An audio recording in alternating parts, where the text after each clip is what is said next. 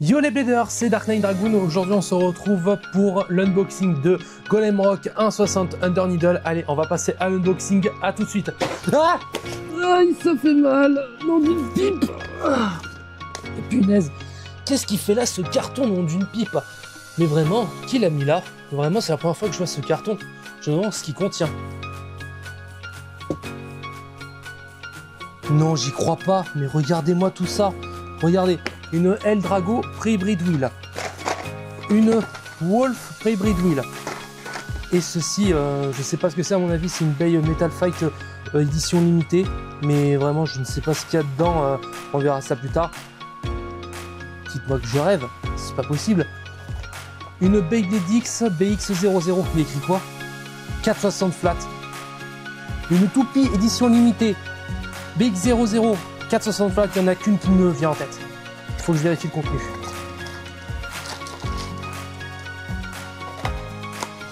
C'est bien ce que je pensais. Yo les bladers, c'est Dark Knight Dragoon et bienvenue dans cette nouvelle vidéo sur du Beyblade X. Aujourd'hui, on se retrouve pour une bail assez spéciale. C'est le BX00 Cobalt Drake 460 flat version clear. Vraiment, depuis le temps que j'attendais une Cobalt Drake, depuis qu'elle a été annoncée dans les lots de l'application Beyblade X japonaise, en termes de gacha, c'était vraiment quelque chose. Déjà que la version Blue Coat de Cobalt Drake était magnifique, et maintenant qu'on a une version alternative et plus accessible grâce à l'application, maintenant elle est supprimée. Vraiment, on va passer à l'unboxing et au détail de Cobalt Drake. Allez! Oh là là là là là, j'y crois toujours pas que j'ai enfin cette blade dans ma collection. Vraiment, on va commencer par le blade.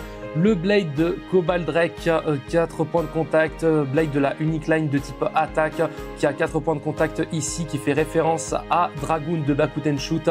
En plus, on a des petites têtes de dragon ici vers certaines excroissances du blade. C'est vraiment cool. En plus, le blade a vraiment un smash de malade.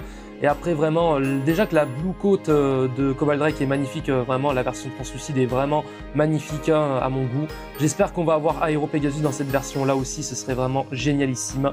Voilà, nous avons le Ratchet 460, vraiment 4x croissance et 6 mm de hauteur, qui est vraiment d'une belle couleur translucide. De base, les Ratchets au niveau de leur excroissance ont une petite couleur et le dessous tout translucide de base. Après, vraiment, ça fait vraiment style cristal, ça fait vraiment joli et très original. Et après, on va passer au Bita, le bit flat qu'on retrouve généralement chez Dransword, mais de base dans son combo stock Cobalt Drake a aussi le bit flat. La tige épaisse est d'une belle couleur translucide et d'un beau blanc, ça fait vraiment plaisir. Après, on va passer au montage et au compte rendu de la toupie. Voici le compte rendu de Cobalt Drake 460 flat. Vraiment, j'adore l'alignement de 460 avec les points de contact du blade, c'est trop ouf.